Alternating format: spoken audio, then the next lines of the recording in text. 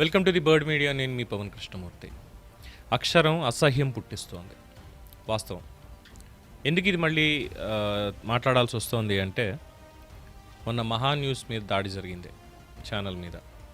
Phone tapping ఇష్యూలో ఇష్టారీతిన మాట్లాడుతూ ఆ వీడియోలకి తమ్నైల్స్ ఇవన్నీ పెడుతూ చేస్తున్నారు, నోటికొచ్చింది మాట్లాడుతున్నారు, వ్యక్తిత్వ హననం చేస్తున్నారు అనేటువంటి ఒక కారణంతో మీడియా హౌస్ మీద దాడి చేశారు. దాడి అప్రజాస్వామికం. ఆ దాడిని మేము కూడా ఖండించాం.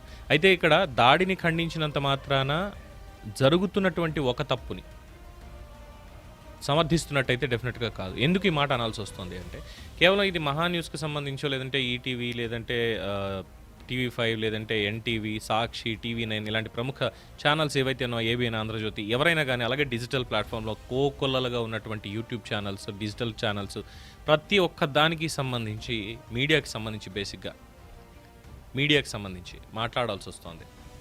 నిజంగానే అక్షరం అసహ్యం పుట్టిస్తుంది. ఆ తమ్నైల్స్ పెడతాం, ఎందుకు పెడతారో తెలియదు, అర్థం పర్థం లేనటువంటి తమ్నైల్స్. ముఖ్యంగా సెలబ్రిటీల మీద, రాజకీయ నాయకుల మీద, ఇంకా అనేక విషయాల్లో ప్రతి దానికి ఒక బూత్ని యాడ్ చేయడం, ఆ అర్థం వచ్చేలా పెట్టడం, దిగజారిపోయి మాట్లాడించడం. డిజిటల్ పేపర్లను వచ్చేసే ఈ మధ్యకాలంలో ఆ డిజిటల్ ప్లాట్ఫామ్స్, లేదంటే సోషల్ మీడియా అన్నిట్లో కూడా ఈ రాజకీయాలు అన్నీ కలగలిసిపోయి ఇష్టం వచ్చినట్టు ఒక తప్పుడు సంస్కృతిని ఎస్టాబ్లిష్ చేసేసేయడంలో ఎటువంటి అతిశయోక్తి లేదు. నిజంగానే తెలుగు భాష ఇవేవి అవసరం లేదు ఎవరికి. మేము బూతులు మాట్లాడామా, బూతులు తిట్టామా, లేదంటే దీనికి సంబంధించి మా ఇష్టం వచ్చిన కంటెంట్ మేము ఇలా ఇచ్చేసామా, అంతే. ఎన్ని రిపోర్ట్స్ ఇవ్వండి, ఏం చేయండి, ఎవ్వరూ ఇక్కడ మారట్లేదు. ఐ రిపీట్, ఇది ఒక్కళ్ళది కాదు, కలిసికట్టుగా మీడియానే చేస్తున్నటువంటి తప్పు. ప్రజలు ఇవే చూస్తున్నారు అంటే, త్రివిక్రమ్ గారు సీతారాం శాస్త్రి గారి గురించి చెప్పినట్టు మాట గుర్తొస్తుంది. అంటే ప్రేక్షకులు ఇవే చూస్తున్నారు, ప్రేక్షకులు దీన్నే ఆదరిస్తున్నారు అని చెప్పి అర్థం పర్థం లేని మాటలు, కథాకథనం లేని సినిమాలు అన్నట్టుగా ఇక్కడ కూడా అసలు దానికి సందర్భం అనేది ఉండదు, దానికి మీనింగ్ అనేది ఉండదు. థంబ్నెయిల్ అంటే పైన కనిపించేటువంటిది ఒకటి పెడతారు, లోపల మ్యాటర్ మాత్రం ఇంకోటి నడుస్తూ ఉంటుంది. సెన్సేషనలిజం అనేది ఇంకొకటి నడుస్తుంది. గాసిపింగ్, వాడి కొంపలో ఏం జరిగితే నీకెందుకు, ప్రజలెవరు నిన్ను అడగలేదే. నీ కొంపలో ఏం జరుగుతోందని ప్రజలు ఎప్పుడన్నా అడిగారా? నాకు నా భార్యకి అదిటా అని ఎవడన్నా థంబ్నెయిల్ పెట్టగలుగుతాడా ఏ రోజైనా? లేదు, నాకు తనకి అది పెట్టగలుగుతాడా? నా చెల్లి ఎవడితోటో పెట్టగలడా ఎవడైనా? ఈ థంబ్నెయిల్స్ చేయించేటువంటి వాడు ఎవడైనా సరే పెట్టగలడా? అందుకే అన్నది అక్షరం అసహ్యం పుట్టిస్తోంది అని.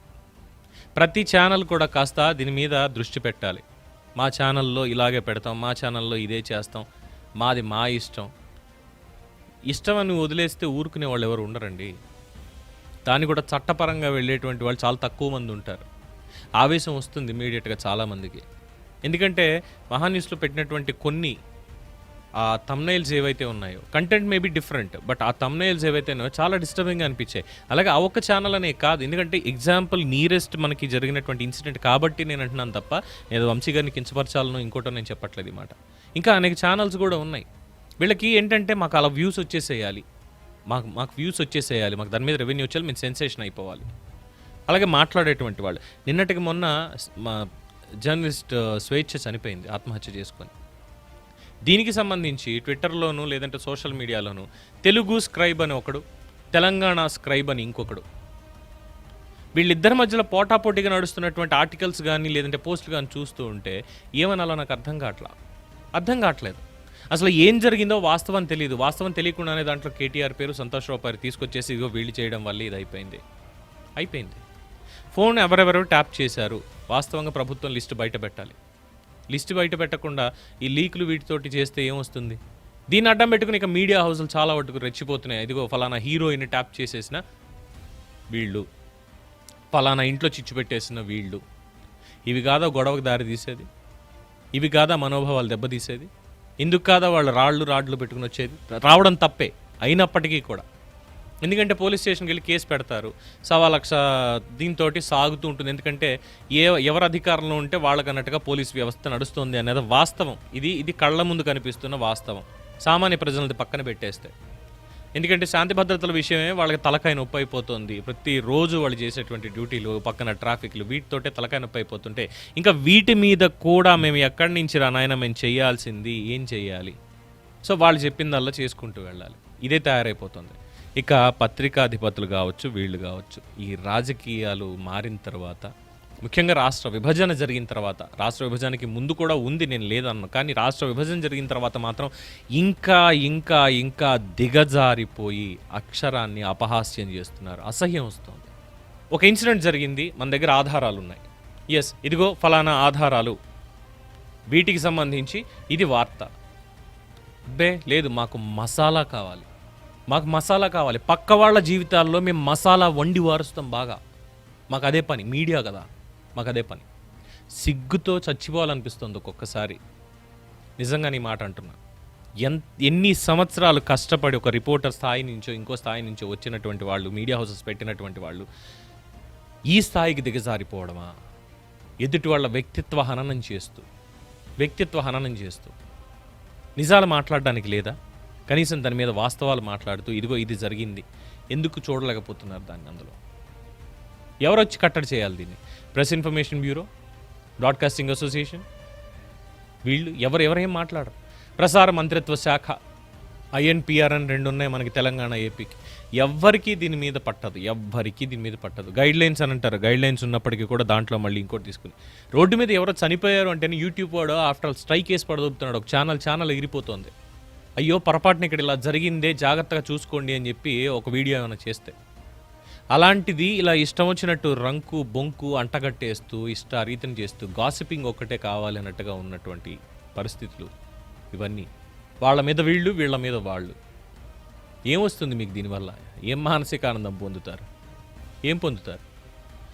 ఎవ్వరినీ ఇక్కడ నేను సపోర్ట్ చేయట్లేదు, 100%. నేను ఎవ్వరినీ సపోర్ట్ చేయట్లేదు. నేను అందుకే మా మేనేజ్మెంట్తో డిస్కషన్లో, సార్ నేను ఈ టాపిక్ మీద ఇలా మాట్లాడదాం అనుకుంటున్నాను అన్నప్పుడు కూడా నేను గర్వంగా చెప్పా, సార్ నా దాంట్లో ఒకరు వ్యక్తిత్వాన్ని కించపరిచేది లేదంటే తప్పుడు ప్రచారం జరిగేది ఒక్క తమ్నైల్ కూడా వెళ్ళడానికి వీలు లేదు, ఇప్పటిదాకా లేదు, రేపటి నుంచి రాదు అని చెప్పి స్పష్టమైనటువంటి హామీ నేను ఇచ్చి వాళ్ళ దగ్గర నుంచి తీసుకొని నేను వాళ్ళ మాట్లాడాల్సి వస్తుంది. ఉన్నట్టు మాట్లాడుకుంటే పోయేది ఏంది? ఏం రోగం? బురచ్చలితే ఏమొచ్చేస్తుంది? మన ఇంట్లో వాళ్ళ మీద మనం ఇలాగే రాతలు రాయగలమా? ప్రతి ఒక్కళ్ళు కూడా ఒక్కసారి గుండెల మీద చేసుకుని ఆలోచించండి. ప్రతి ఒక్కళ్ళు కూడా మన ఇంట్లో మన తల్లి చెల్లి మీద, మన అమ్మ నాన్నల మీద, మన అక్క తమ్ముళ్ళ మీద, మన మీద ఇటువంటి హెడ్లైన్స్ పెట్టుకొని మనమే మన గురించి చెప్పుకోగలమా? దమ్ముందా ఎవరికైనా? Any media house, any digital platform, ఎవడైనా సరే, యూట్యూబ్లో నాకు జీమెయిల్ అనేటివి ఉంది, నేను హ్యాపీగా ఓ ఛానల్ స్టార్ట్ చేసేసుకున్నా, నేను నా ఇష్టం వచ్చింది పెట్టుకుంటా. వీటి మీద చర్యలు ప్రభుత్వాలు తీసుకోవా? వాళ్ళకి నచ్చితే కిడ్నాపులు చేసేస్తారు జర్నలిస్టులని. వాళ్ళకి నచ్చకుండా ఏదైనా అగెన్స్ట్గా రాసే వాళ్ళని విమర్శిస్తే వాళ్ళ మీద కేసులు పెట్టేస్తారు. చేయించే వాళ్ళ మీద, రాజకీయ నాయకులు ఒకళ్ళ మీద అధికార ప్రతిపక్షాలు బురద పూసుకుంటూ ఉంటాయి. వాళ్ళు జయించారు, వీళ్ళు జయించారు, వాళ్ళు జయించారు. మీ రొచ్చులో మిగతా సామాన్య జనం ఎందుకు చచ్చిపోవాలి? మీ ఈ దరిద్రపు గొట్టు రొచ్చులో ఎందుకని చచ్చిపోవాలి? మీరు అది ఉంది కాబట్టి మేము చూస్తున్నాం, మేము అది రాస్తున్నాం కాబట్టి మీరు చూస్తున్నారు. పెట్టినటువంటి థంబ్నెయిల్స్ మాత్రం కరెక్ట్ అలా పెడతారు. ఒక్క దాంట్లో మ్యాటర్ ఉండదు. చెప్పుకుంటూ పోతాడు అంతే, ఇష్టం వచ్చినట్టు. ఏదో వాయిస్ ఓవరో దానికి తగ్గట్టుగా మంచి హాట్ విజువల్స్ అన్ని నెట్ నుంచి డౌన్లోడ్ చేసి వాళ్ళవి, మ్యాటర్ మాత్రం ఏది ఉండదు. పబ్లిక్ పిచ్చోళ్ళ చూస్తూ ఉంటారు. నిఖార్స్ అయినటువంటిది, సరైనటువంటి ఒక విశ్లేషణ, ఒక వార్త ఇచ్చేవాళ్ళు ఎంతమంది ఉన్నారు ఈరోజు? కొట్టుకోవడం, తిట్టుకోవడం, నరుక్కోవడం, చంపుకోవడం తప్పితే ఏముందని? స్వేచ్ఛ సూసైడ్ చేసుకున్న తర్వాత, ఆ ఇన్సిడెంట్ అయిన తర్వాత, తెలంగాణ స్క్రైబ్ అనే ఒక డిజిటల్ ప్లాట్ఫామ్, దాంట్లో రాసేశారు, సార్కి నువ్వు నచ్చడం అంటే మాటలు కాదు. సంతోష్ రావు, KTR, పూర్ణచంద్రరావు ఇలాంటి వ్యక్తి, వాళ్ళ నాన్నగారికి ఆల్రెడీ తెలుసు ఆ అబ్బాయి అమ్మాయిలు తారుస్తాడు, ఇది అది అని. ఎవడు చెప్పాడు నీకు? ఇక బనకచర్ల విషయానికి వచ్చేసరికి, ఈ తెలుగు స్క్రైబ్ అనేటువంటి దాంట్లో జర్నలిస్ట్ శంకర్ ఎవరో ఉన్నట్టున్నారు, నాకు తెలిసి అతను అందులోంచి మానేశాడా లేదా వేరే దాంట్లో ఉన్నాడో తెలియదు. తను చేసినటువంటి వ్యాఖ్యలు అంటే ఏమనుకుంటున్నారు? మీ ఇష్టం వచ్చినట్టు ప్రాంతాల మధ్య చిచ్చు పెట్టేలాగా, మతాల మధ్య చిచ్చు పెట్టేలాగా. వాళ్ళు వీళ్ళని లేదు, ప్రతి ఒక్కళ్ళు ఇదే. దీన్ని అడ్డం పెట్టుకొని ఏదో ఒకటి సంపాదించుకోవాలి, అధికారమో లేదంటే డబ్బో ఏదో ఒకటి వచ్చేసేయాలి, లేదో పరపతి వచ్చేసేయాలి. అడుక్కు తిందాం రోడ్డు మీదకి పోయి, ఎవడన్నా వచ్చి గుడి దగ్గర ముష్టన్నే వేస్తాడు. చాలా చక్కటి గౌరవమైన వృత్తి అది. ఇంకా మాట్లాడితే నేను ఎవరిని వ్యక్తిత్వంగా నేను కించపరచడం లేదు, నేను ఎవడి కొంపల్లో చిచ్చు పెట్టడం లేదు, నేను ఎవరిని తప్పుడు మాట్లాడడం లేదు, నా బతికేదో నేను బతుకుతున్నా, నాకు ఎవరు అవసరం లేదు, గాలి తిని బతుకుదాం, పోతే ప్రాణాలు. ఎందుకు ఈ జర్నలిజంలో ఈ మీడియాలో బతకడం, ఇలాంటి తప్పుడు రాతలు తప్పుడు వార్తలు వేస్తూ? సిగ్గు అనేది ఉండాలిగా కనీసం. యాజమాన్యాలు కూడా పట్టించుకోవాలిగా. దీనికంటూ హెచ్ఓడీలు పెడతారు, లక్షల్లో జీతాలు ఇస్తారు. దేనికి ఇస్తారు? యూట్యూబ్ నుంచి సంపాదన తెచ్చుకోవడానికా? మన కంటెంట్ ఏం వేస్తున్నాము, దానికి ఏ విధంగా ఉంది అని ఎవరు ఆలోచించరా ఎవరు? ఎన్నాళ్ళని చెప్పాలి? ఇది ఎంతమంది వచ్చని చెప్పాలి? ఇప్పటికన్నా దీనికి సిగ్గు అనేది ఉంటే కాస్త ఇప్పటి నుంచి అయినా ఆపాలి. అండ్ రెండోది, ఇక ప్రజలు, నేను మిమ్మల్ని అడగదలుచుకున్నా, నేను మీకే ఈ మాట చెప్పదలుచుకున్నా. ఎందుకంటే వీళ్ళు మారతారా లేదా అనేది నాకైతే 100% తెలియదు. సో వీళ్ళలో మార్పు ఏమైనా రావాలంటే మీ వల్ల మాత్రమే అవుతుంది. మీరే చేయాలి ఏం చేసినా.